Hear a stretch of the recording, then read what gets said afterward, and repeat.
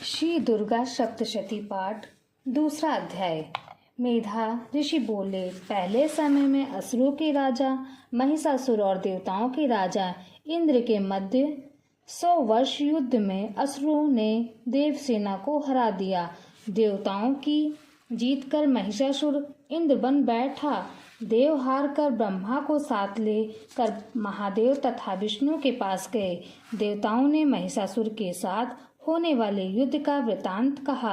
असुर ने सूर्य, इंद्र, अग्नि, चंद्रमा, यम, वरुण और दूसरे देवताओं के अधिकारों को अपने हाथ में ले लिया। दुष्ट महिषासुर सब देवताओं को स्वर्ग से निकाल रहे हैं।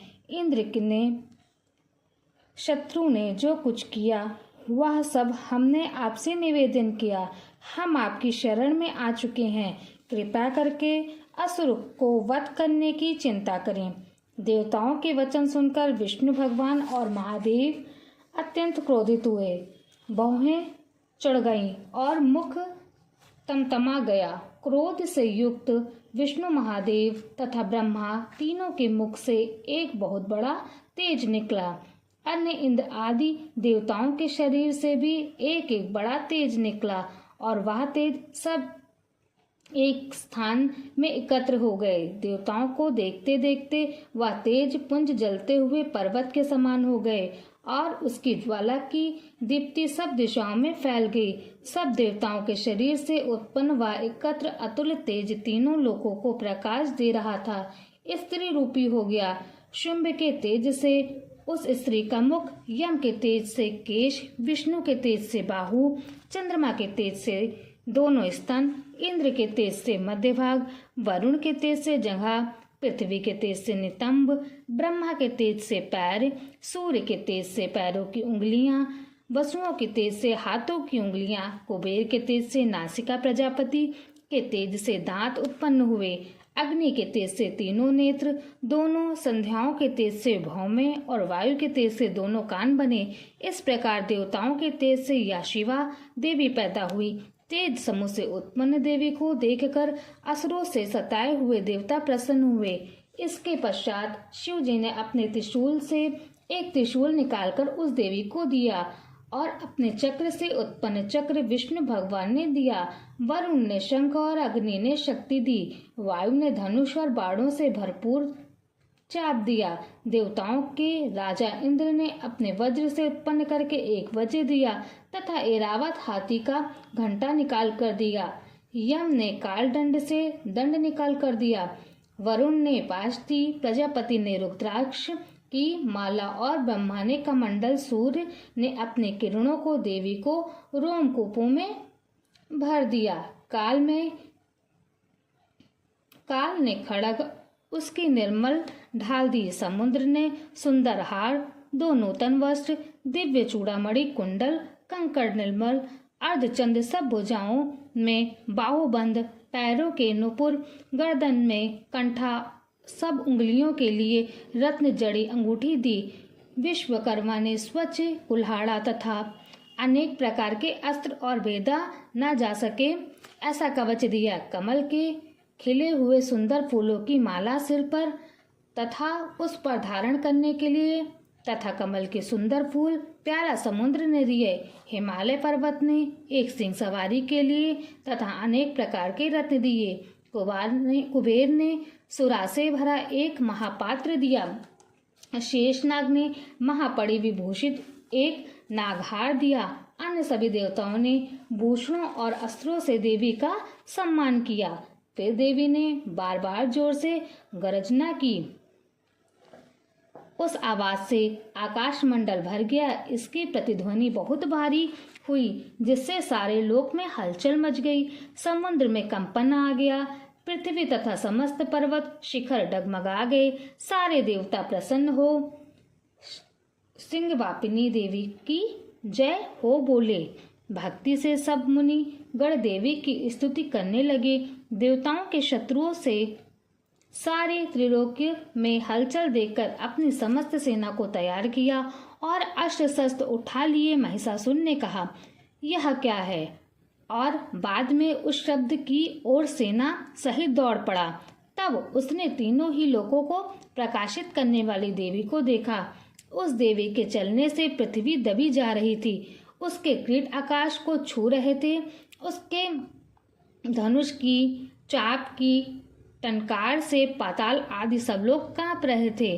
वह देवी अपनी 1000 भुजाएं समस्त दिशाओं में फैला खड़ी थी। उसके साथ असुरों का युद्ध होने लगा, अनेक प्रकार के अस्त्र शस्त्र चलने लगे। उसकी चमक से समस्त दिशाएं प्रकाशित हो गई। महिषासुर के सेनापति महाअसुर चाक्षुर नामक असुर तथा चामर चतुरंडी सेना के सहित संग्राम करने लगे और चामर असुर सेना तथा 1000 सैन्य को लेकर उदग्र राक्षस अपने अपने साथ में लेकर युद्ध करने लगा। महाहानु राक्षस 1 करोड़ रथियों की सेना और असिलोमा असुर 5 करोड़ सेना साथ में लेकर युद्ध करने लगे।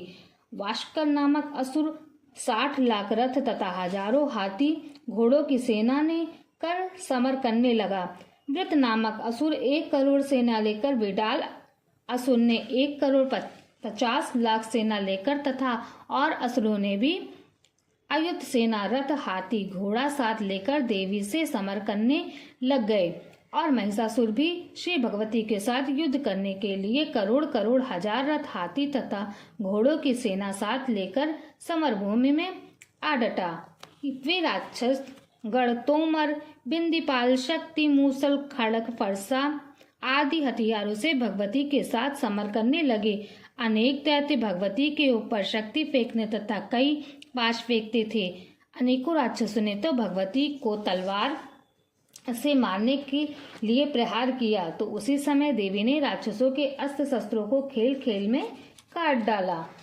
तदंतर देवता और ऋषियों ने देवी की प्रार्थना की। तब देवी ने प्रसन्न होकर राक्षसों पर अस्त्र शस्त्रों की वर्षा की और देवी का वाहन सिंह भी क्रोधित हो उठा और दावानल के समान हो राक्षसों की सेना का विनाश करने लगा। समर करते हुए भगवती ने श्वास छोड़े।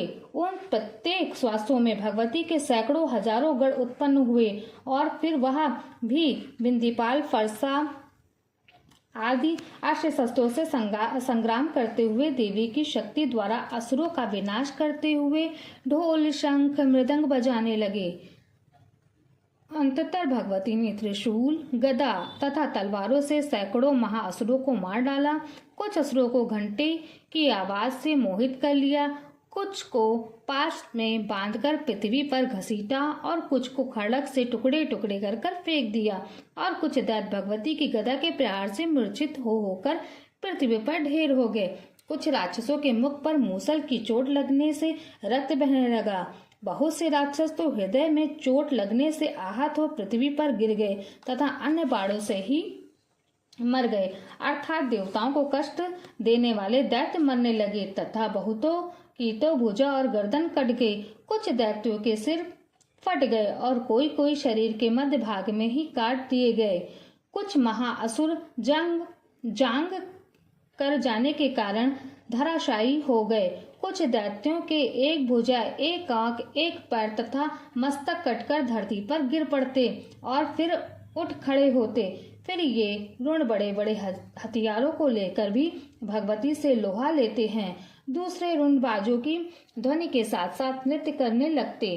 कई असुरों की ऋण तलवार, शक्ति आदि हथियार हाथ में लेकर श्री जगदम्बा से ठहरो ठहरो कहकर युद्ध के लिए ललकारते थे।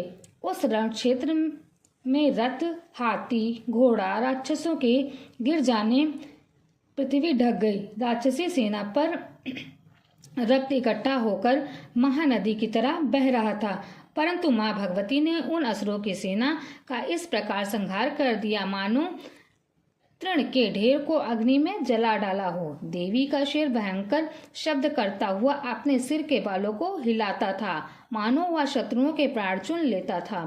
देवी के गणों ने उन महादैत्यों के साथ ऐसा संग्राम किया कि देवतागण प्रसन्न होकर आकाश से फूलों की वर्षा करने लगे।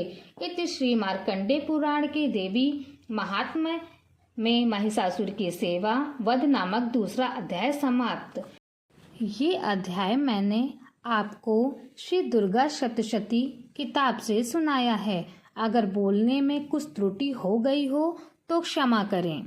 अगर आपको यह वीडियो पसंद आई हो तो लाइक करें, शेयर करें, कमेंट करें, चैनल को सब्सक्राइब करें। कमेंट बॉक्स में जय माता दी अवश्य लिखें। बोलिए साचे दरबार की जय।